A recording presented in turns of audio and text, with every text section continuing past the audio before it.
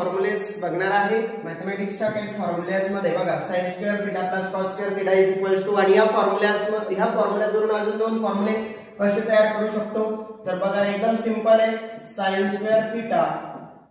plus cos square theta is equals to 1 या इक्वेशनला आपण काय करूया sin ने डिवाइड करूया sin स्क्वेअर थीटा ने डिवाइड करूया दोन्ही साइडला sin square theta divide on both side okay आता याला डिवाइड करा बोथ साइडला sin square theta plus cos square theta is equals to 1 याला काय करायचं आपल्याला sin स्क्वेअर ने काय म्हटलं मी डिवाइड करा याला काय करायचंय sin स्क्वेअर ने डिवाइड करायचंय ओके याला पण sin स्क्वेअर ने डिवाइड करायचंय ठीक आहे थोडेफार ट्रिग्नोमेट्रीचे फॉर्म्युला तुम्हाला माहिती पाहिजे त्याच्याशिवाय होणार नाही ठीक आहे sin गेट कॅन्सल इथे काय येईल 1 इज प्लस इथे प्लस साइड आहे plus okay plus sin upon cos upon sin काय होतो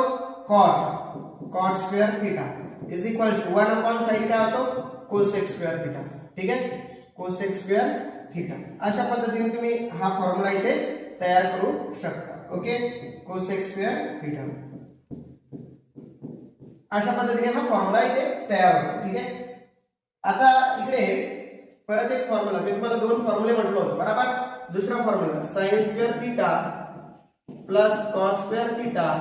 इज इक्वल्स टू 1 ओके आता या वेळेस आपण काय करू इथे sin स्क्वेअर ने डिवाइड केलं आता cos स्क्वेअर ने करूया cos square theta divide on both side okay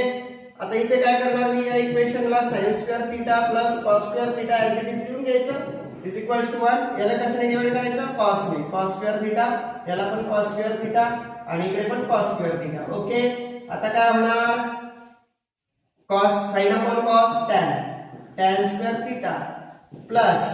cos get cancel इथे काय येईल 1 upon cos म्हणजेच काय 1 upon cos म्हणजे sec स्क्वेअर थीटा ओके हा दुसरा फॉर्म्युला असा तयार होईल ठीक आहे अशा पद्धतीने तुम्ही लिहू शकता